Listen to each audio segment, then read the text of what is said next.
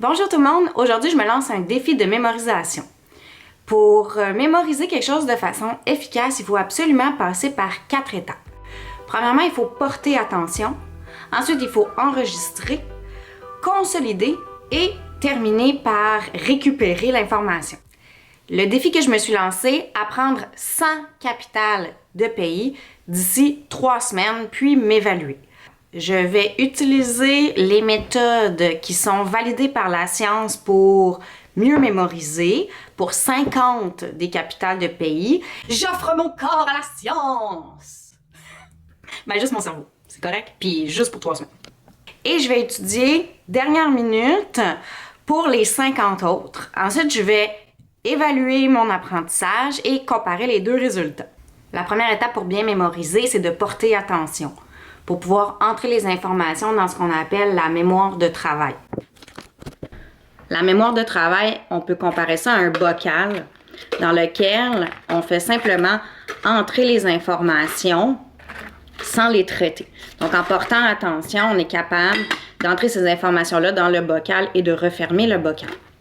Par contre, imaginez que j'ai des distractions pendant que j'essaie d'étudier. Par exemple, j'ai des notifications sur mon cellulaire. Mon copain est à la maison puis il vient me déranger parce que je lui ai pas dit que je voulais étudier. Je suis stressée, donc j'ai des pensées intrusives qui vont m'empêcher d'étudier correctement.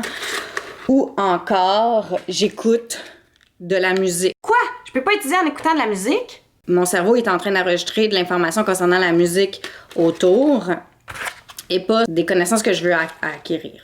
Donc, à ce moment-là, qu'est-ce qui va arriver? Ben, mon bocal va déborder, je pourrai pas entrer toute l'information que je veux. Évidemment, porter attention, c'est seulement la première étape d'une bonne mémorisation. Ensuite, je vais devoir enregistrer l'information dans ma mémoire à long terme pour la consolider, c'est-à-dire renforcer cette mémoire-là, puis aller récupérer l'information souvent. La clé de la mémorisation, c'est la répétition, mais pas la répétition n'importe comment. Allez voir ma dernière vidéo sur les bases du cerveau et de la mémoire, vous allez comprendre pourquoi c'est important de faire des bons chemins au niveau du cerveau. Donc, ce que moi j'ai décidé pour les capitales de pays, c'est d'utiliser des cartes éclairs. D'un côté, je vais inscrire le nom du pays, de l'autre côté, je vais écrire la capitale et je vais répéter avec ces cartes-là. Si jamais je me rends compte que j'ai des pays où j'ai un petit peu plus de difficultés, je vais pouvoir me trouver des trucs mémotechniques où je vais pouvoir créer des liens, des phrases, des abréviations, des acronymes pour pouvoir m'aider. Je me suis donné 3 semaines pour apprendre 100 pays et 3 heures seulement. Donc, je vais passer 1h30 sur les 50 pays où je vais utiliser les méthodes basées sur la science et je vais utiliser 1h30 pour les 50 autres pays.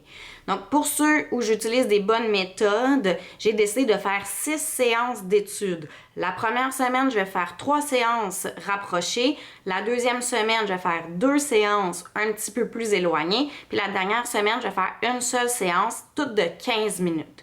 Pour les 50 autres pays, je vais étudier seulement la veille de mon évaluation pendant 1h30 sans prendre de pause. Ce que je veux voir, c'est que je suis capable d'avoir un meilleur score en passant exactement le même temps, mais en utilisant des stratégies qui sont différentes. Si vous voulez voir le résultat, abonnez-vous à ma chaîne YouTube pour pouvoir voir la deuxième partie de cette vidéo. Puis si jamais vous êtes curieux, suivez-moi sur Instagram. Je vais probablement faire des stories pendant mes périodes d'études pour voir comment je me sens.